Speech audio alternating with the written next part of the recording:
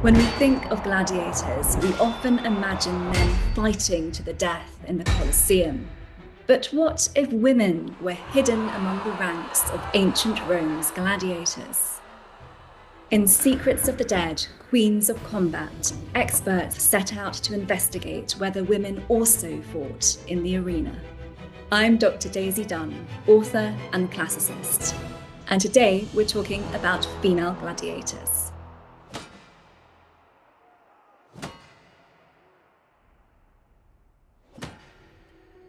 Did female gladiators actually exist in ancient Rome? The short answer is absolutely yes. There was such a thing as female gladiators. They were quite popular in the Roman world, if not particularly common. What is the strongest evidence we have for female gladiators? Well, we have a wide selection of different materials. So we have things that have been found in people's tombs, people's graves, objects such as oil lamps, which are engraved with images of female gladiators on. We also have historical texts by ancient historians, descriptions of certain Roman emperors putting on gladiatorial shows that featured women. And there are poets who are writing sort of either satires or bits of poetry describing women in the arena. And there are a few objects as well, such as relief sculptures that show women actually in combat. What do writers such as Juvenal and Martial tell us about female gladiators in the arena?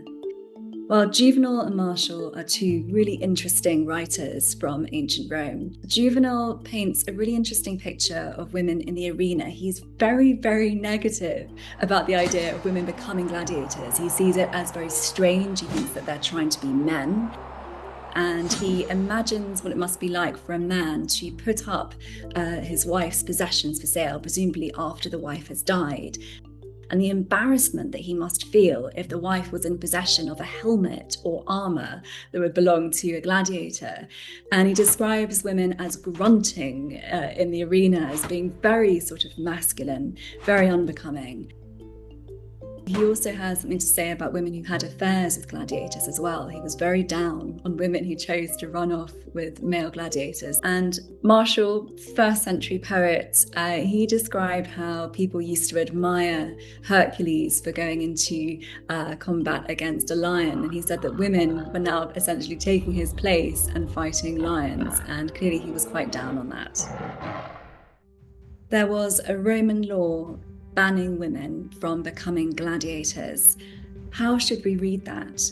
Well, this is really interesting. What we found is that in AD 19, the Emperor Tiberius, who was the second emperor of Rome, he had a law passed through the Senate banning women, specifically the daughters, granddaughters and great-granddaughters of senators, essentially, so the very high up people in society, and equestrians, the second rank of society, from becoming gladiators, from entering the arena. So clearly there was a problem. For there to be a law passed, there must have been recognized to be a problem with too many women, particularly women from elite families, coming to fight in the arena. This law really gives us an idea of the kind of control that the emperor was trying to exert. Or maybe the fact that women were becoming quite popular. People were keen to see them perform in the arena. And what we also know is that women were outlawed as gladiators overall in AD 200, so many years later. So clearly we have an idea of this law being passed, but not necessarily obeyed. Were female gladiators rare, or were they common, or were they novelties? We think that female gladiators were quite rare. There isn't a huge amount of evidence for them taking part in lots and lots of different games in the same way as there is for male gladiators. And what seems to have been the case is that women were put into the arena almost as a kind of exotic display, and also for these kind of big budget events in particular. If a man really, a politician say, or an emperor really wanted to impress the people, he would bring women into the arena because women were not often seen there. It was something for people to look forward to. And that's largely because women didn't really have much of a voice. They didn't have a political voice at all in society. And they were kind of a mystery to a lot of people. They're a mystery to men in particular. So there was a real element of people putting them into the arena to see just what these women were like. Were they up to anything? Were they going to be like mythological women? Were they going to be like Amazons and be very capable of fighting very powerfully in the arena? So I think it was driven by intrigue as much as it was by a desire to impress. Did women fight other women, or was it men or animals?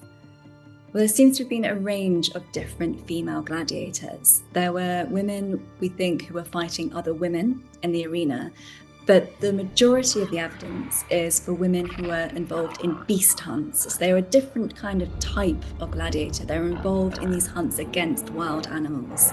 So we read of a woman, for example, called Mevia, who was fighting against a wild boar in an arena. And certainly other women would have been fighting other kinds of animals. All manner of animals were brought into the arena for gladiatorial combats. There were bears, there were elephants, there were lions, there were all kinds of animals. So a lot of the time, women were fighting other animals rather than each other. Were these matches lethal or more about exhibition and choreography? We know that a lot of the time, women who were fighting animals would have been there as punishment.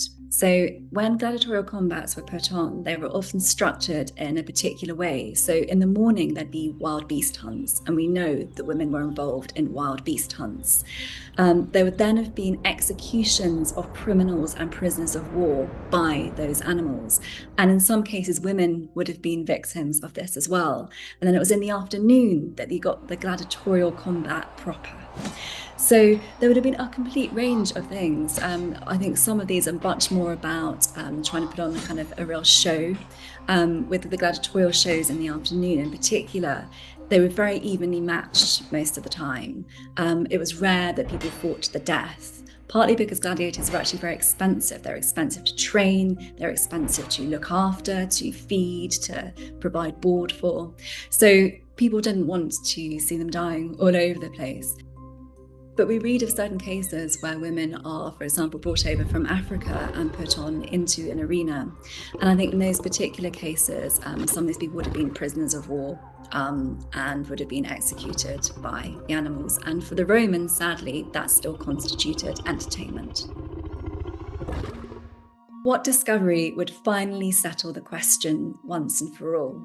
Well, it would be amazing to be able to find some more artistic representations of female gladiators, because one of the problems we have with sources such as poetry and satire is that we don't know how far to trust it.